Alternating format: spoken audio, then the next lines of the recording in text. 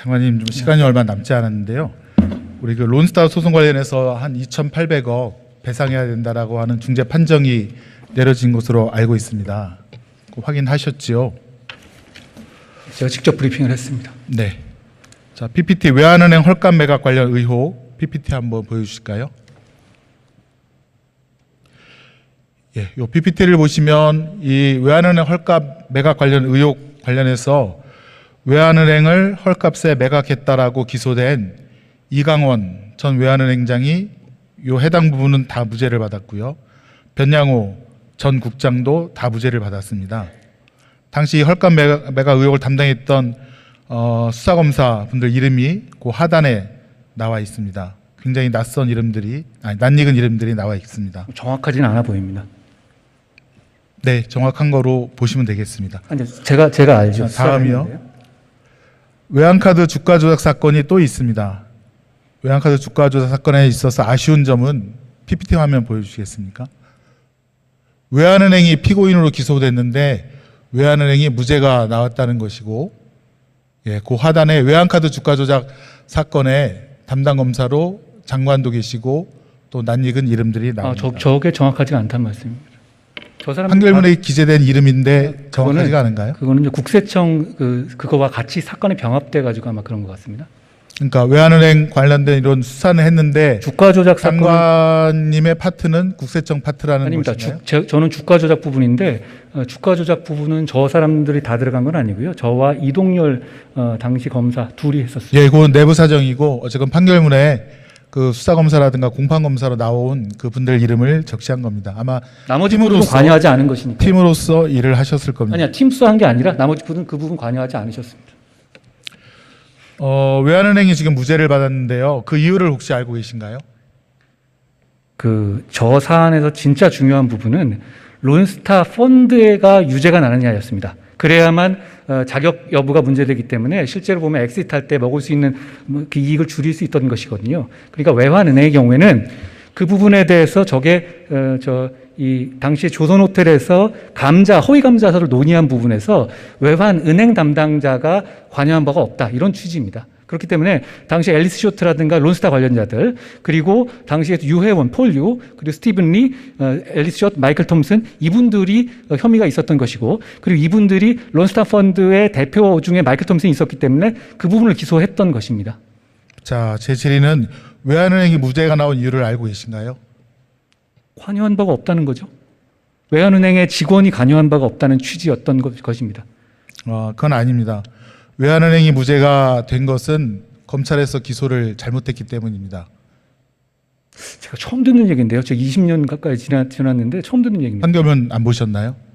검찰부는 어떤 감사를? 외환은행은 법인이기 때문에 대표자의 행위가 유죄가 돼야 외환은행을 처벌할 수가 있는데 검찰이 대표자를 마이클 톰슨이라든가 유혜원 씨라든가 다른 사람을 기소를 했습니다. 당시에 외환은행 대표자는 당시에 이 혐의에 관여하지 않았기 때문에 저희로서는 굉장히 적극적인 기소를 한 겁니다.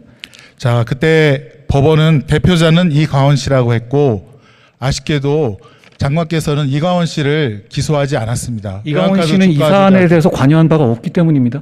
그러니까 법원의 무죄 이유가 외환은행의 대표는 이광원 씨인데 이광원 씨를 기소하지 않았기 때문에 다른 사람 기소해봤자 소용이 없다. 그래서 외환은행은 무죄다라고 판시가 됐다는 겁니다. 지금 무슨 맥락에서 말씀하시는지 제가 이해가 안 가는데요. 이 사안의 주범은 론스타고요. 론스타에 대해서 론스타의 이 유혜원 씨를 비롯해가지고 유죄가 났고 나머지는 범죄인 인도 청구까지 한 상태인데다가 론스타의 법인까지도 유죄가 난 상태입니다.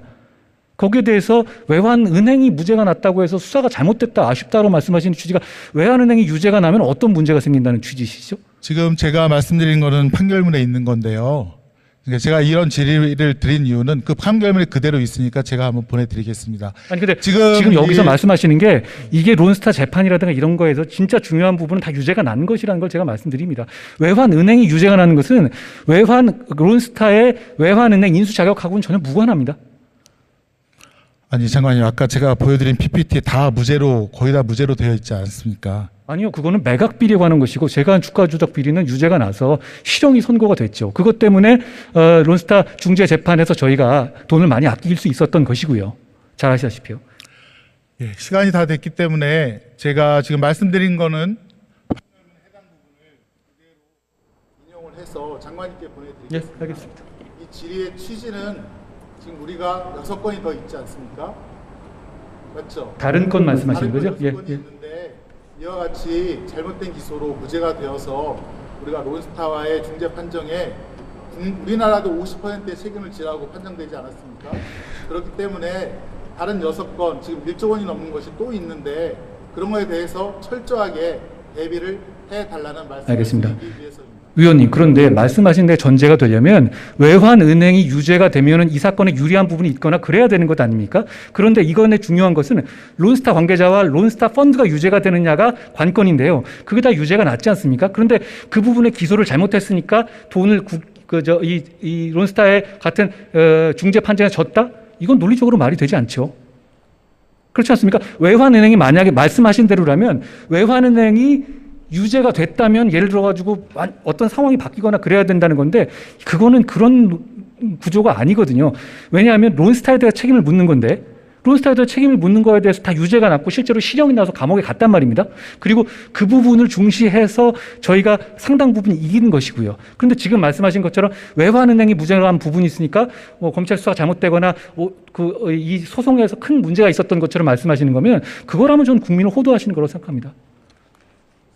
판결문에는 그렇게 적혀져 있지가 않은데요. 아니, 위원님, 제가 10년 동안 나름대로 인생을 걸고 한 사건입니다. 그래서 이 사건에 대해서는 하나하나 세부적인 모래알 같은 부분까지 다 기억하고 있거든요. 제가 보기에 잘못 보신 것 같습니다. 이강원 씨라든가 변양호 씨 다 무죄 나왔고 또 그 사건은 제가 담당한 사건이 아닙니다. 제가 담당한 사건은 아닌 걸 가지고 저한테 말씀하시면 그리고 저희 입장에서는 제가 한마디만 더 말씀드리고 싶은 것은 지금 아직 론스타와의 어떤 싸움이 끝나지 않은 상태인데요. 저희가 여기서 마치 우리 내부에서 어떤 잘못이 있었던 것이냐, 당시 경제관료들 이걸 지금 이 단계에서 싸움이 진행되는 단계에서 우리가 후벼파기 시작하면 이건 결국 저희의 취소 쟁송 과정에서 론스타의 무기로 악용될 겁니다. 저희가 지금 갖고 있는 이 결정문에도 보면요. 결정문에서 굉장히 주된 논거로 한 이유가 당시의 국회 속기록입니다. 당시 국회 속기록에서 외환은행을 엑시트할 때 금액을 낮춰야 한다고 강하게 주장한 부분, 그리고 낮춘 부분을 잘했다고 칭찬했다는 부분들이 결국 론스타에서 중재 판정에서 명시되면서 이것이 저희가 상당 부분 지는데 큰 역할을 했거든요. 저희는 아직 여러 가지 잘잘못이 이 과정 10년간의 과정이 있을 수 있는데요. 아직까지 싸움이 끝나지 않은 단계이기 때문에 저희는 최선을 다할 것이고 지금 단계에서 저희는 뭐냐면 대한민국은 잘못한 게 없고 론스타 잘못했다. 이 로직이 싸움인데요. 지금 이 상황에서 대한민국이 잘못한 걸 10년을 거슬러 올라 15년을 거슬러 올라서 하나하나 뒤집어 파자. 이거는 결국은 이 내용이 위원님과 저와 나눈 이 내용과 속기록들이 결국은 론스타에 의해서 중재재판과 취소소송에서 그대로 적용될 겁니다. 저는 그 부분이 국익에 반하는 결과를 갖고 올 것이라는 점을 걱정하는 겁니다. 론스타의 대표인 마이클 톰슨은 기소를 하지 않으셨더라고요. 마이클 톰슨은요, 론스타의 대표라기보다는 그 리걸 어드바이저였거든요. 근데 벨기에 펀드에서 대표로 되어 있었죠. 마이클 톰슨은 해외 도피 중입니다. 그래서 미국 국적임에도 불구하고 범죄인 인도 청구를 에이스 쇼트 부회장과 함께 지금 해둔 상태라는 점을 말씀드립니다. 저 속기록에 좀 남기기 위해서 한마디만 하겠습니다. 마이클 톰슨은 유죄 취지로 판정이 되어서 마이클 톰슨이 대표로 있는 회사가 250억 벌금을 받았습니다. 예. 법원은 마이클 톰슨이 잘못했다고 판시를 한 겁니다. 그런데 한동훈 장관께서는 마이클 톰슨을 기소하지 않았습니다. 그럼에도 법원은 마이클 톰슨을 유죄로 판결문 내용에 판시를 했습니다. 요거는 우리나라에 유리한 상황입니다. 더 답변하시면 우리나라에 불리할지도 모르겠다. 위원님, 마이클 톰슨을 사실상 기소한 것이죠. 왜냐하면 마이클 톰슨의 대표를 법인을 한 것이고 마이클 톰슨은 해외 도피한 상태입니다. 지금 그래서 범죄인 인도 청구를 해둔 상태고요. 해외 도피가 돼도 기소를 할 수 있고요. 또 기소를 안 했다 하더라도 법원에서 마이클 톰슨이 그런 외환 헐값 카드 조작에 관여했다라고 판시를 했다니까요. 당연히 판시했죠. 제가 수사를 했고 그 관련자한테 자백을 받았기 때문에 마이클 톰슨이 했다는 거가 확정된 겁니다. 제가 그 부분에 대해서 마이클 톰슨이 범죄를 저지른 점에도 규명을 했고요. 그래서 그렇기 때문에 마이클 톰슨이 단독 대표로 있었던 벨기에 펀드를 기소한 것입니다.